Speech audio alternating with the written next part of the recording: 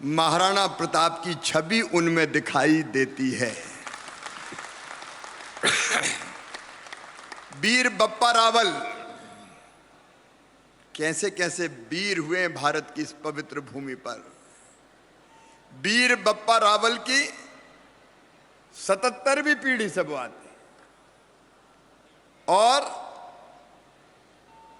महाराष्ट्र गौरव महाराणा प्रताप की 25वीं पीढ़ी से वो आते हैं। ऐसे हम सबके आदर और श्रद्धा के केंद्र आज के कार्यक्रम के अध्यक्ष हमारे आग्रह पर कृपा पूर्वक पधारे महाराज कुमार डॉक्टर लक्ष्य राज सिंह मेवाड़। दोनों हाथ ऊपर उठा के ताली बजा के उनका स्वागत कीजिए, उनका अभिनंदन कीजिए। मध्य प्रदेश की इस पवित्र भूमि पर आपका हृदय से स्वागत है, आपका हृदय से अभिनंदन है। हमारे बीच उपस्थित भारत सरकार के कृषि और किसान कल्याण मंत्री श्रद्धेय मोदी जी के निकट सहयोगी आदरणीय नरेंद्र सिंह तोमर जी, उनका भी जोरदार तालियां बजा के स्वागत कीजिए, अभिनंदन कीजिए। हमारे सहकारिता मंत्री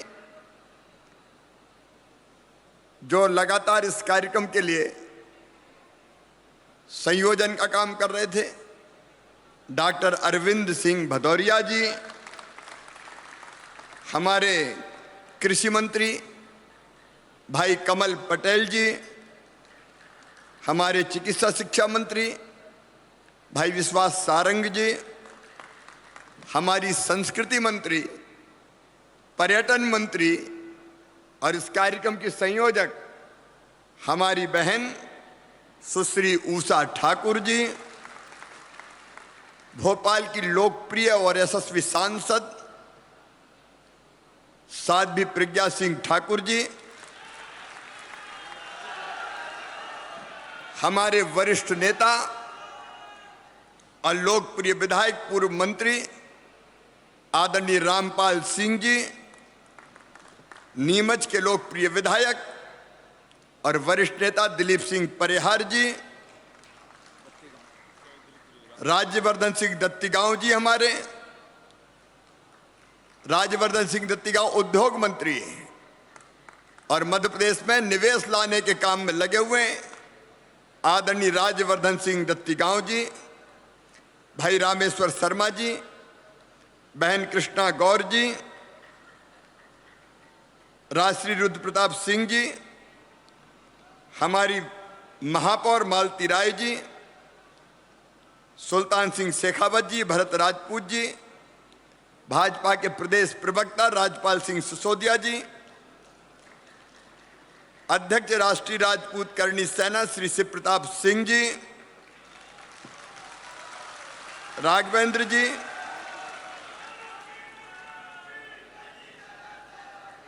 कैप्टन श्री विनय भदौरिया जी, अध्यक्ष मध्य प्रदेश राजपूत सभा श्री बंटी राजपूत जी। पवन भदौरिया जी, आदरणीय मंच और आज इस पवित्र अवसर पर उपस्थित डॉक्टर प्रभुराम चौधरी जी, हमारे स्वास्थ्य मंत्री किशन सूर्यवंशी जी, डॉक्टर राकेश सिंह जादौन जी। अब सारा मंच मान लें तो आदरणीय मंच, बहनों और भाइयों, आज मैं गदगद हूं, अभिभूत हूं। मेरा रोम रोम पुलकित है। आज मुझे जीवन की अमूल्य निधि महाराज कुमार डॉक्टर लक्ष्य राज सिंह जी मेवाड़ ने भेंट की है।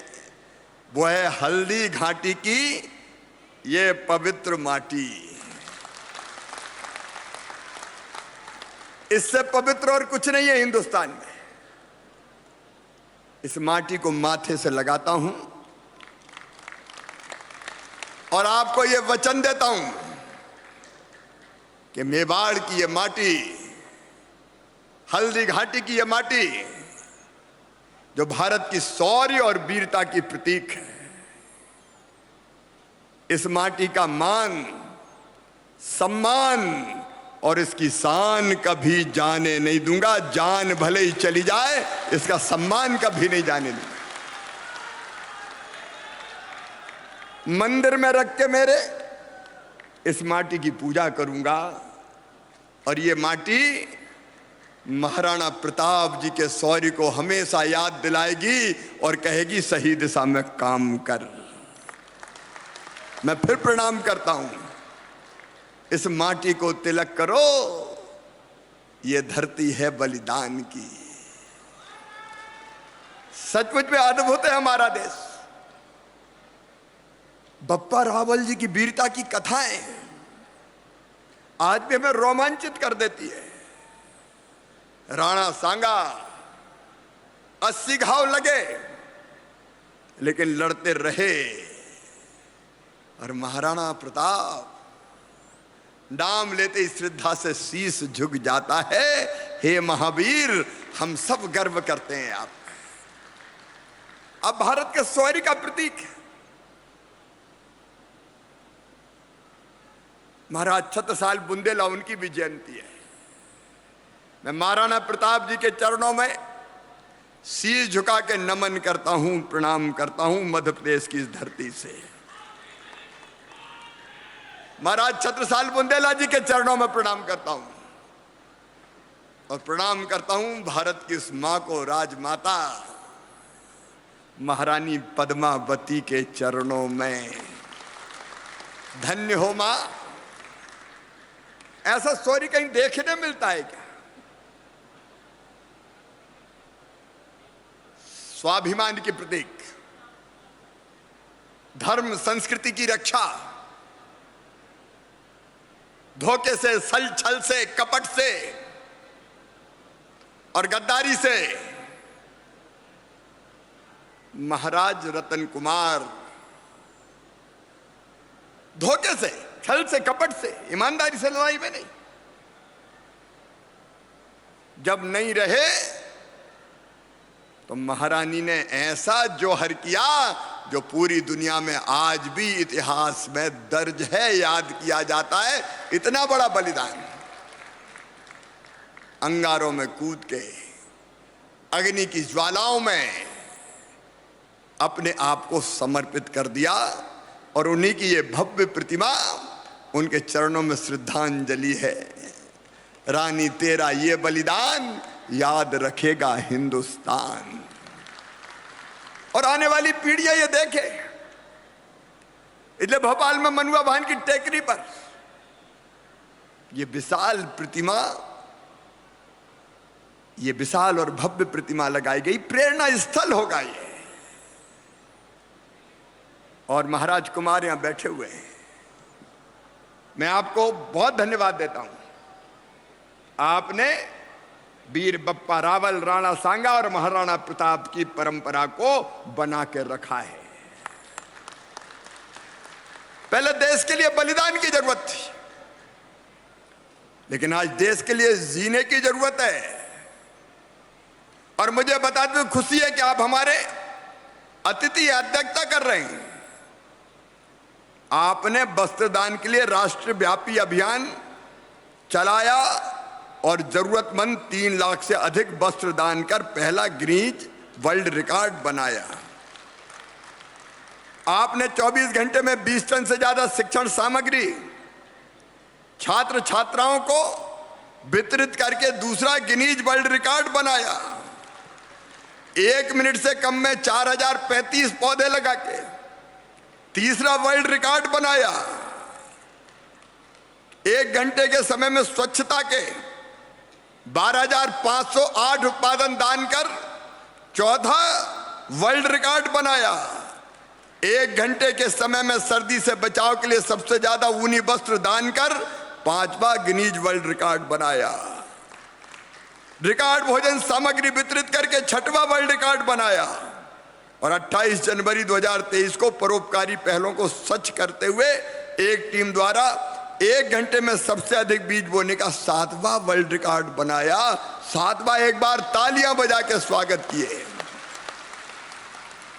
आप उस परंपरा को आगे बढ़ाने का काम कर रहे हैं। यही तो भारत भूमि की विशेषता है। राणा प्रताप सचमुच में ऐसे सूरवीर कि रोम रोम पुलकित हो जाता है।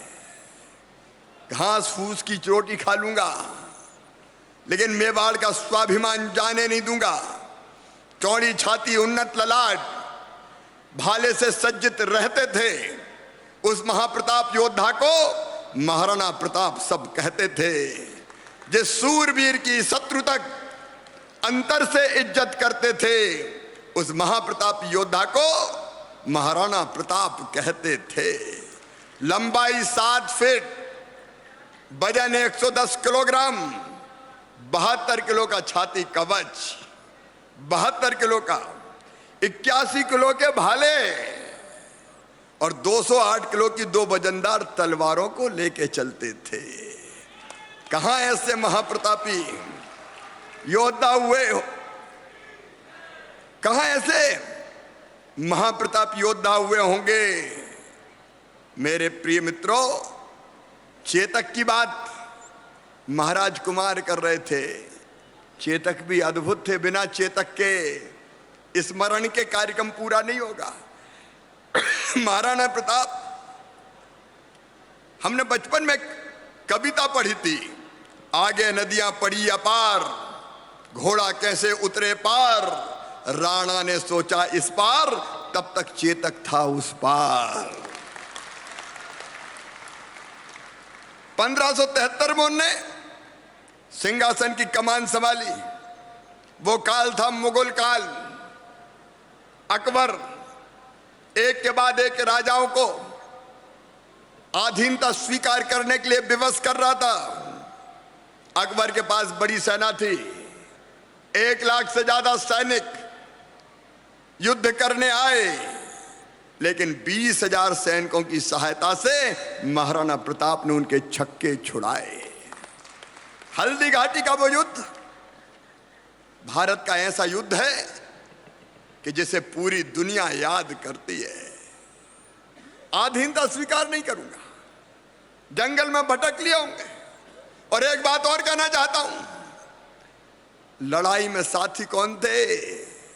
पुंजा भील, भामाशाह, ऐसे साथी थे। सामाजिक समरसता का प्रतीक थे वो, सामाजिक समरसता का प्रतीक। हल्दी घाटी के युद्ध के बाद जब राणा प्रताप जंगल में रह के फिर से सेना इकट्ठी कर रहे थे युद्ध के लिए, तब उनके लिए भोजन जुटाने का काम पुंजा भील करते थे। एक दिन दुद्धा को कहा गया, नंबर आता था बारी बारी से कि राणा साहब को भोजन पहुंचा, महाराणा साहब को भोजन पहुंचाना है। एक दिन भील किशोर दुद्धा की बारी आई। घर में भोजन आटा नहीं था, तो व्यवस्था पड़ोस से करके मां ने रोटी बनाई और भील किशोर दुद्धा रोटी लेके और राणा प्रताप जहां रुके थे उस ओर चला। अकबर के सैनिकों ने घेरा डाला था। पता चल गया कि ये दुद्धा राणा प्रताप को रोटी पहुंचाने जा रहा है। पीछा किया गया। दुद्धा ने अपनी ताकत लगाई, घायल हो गया, एक हाथ कट गया, लेकिन दूसरे हाथ से रोटी की पोटली नहीं छोड़ी। पूरी ताकत से दौड़ते हुए अंततः वो वहां पहुंच गया जहां महाराणा प्रताप रुके हुए थे। और वहां जाके गुफा के मुहाने पे आवाज लगाई, राणा जी ये रोटियां मां ने भेजी है। फौलादी तन और अटूट संकल्प वाले महाराणा ने जब देखा एक लहूलुहान किशोर हाथ में पोटली लिए पुकार रहा तो उनकी आंखों से झरझर आंसू झरने लगे और कहा, बेटा इतना कष्ट उठाने की क्या जरूरत थी, तुम संकट में क्यों पड़े?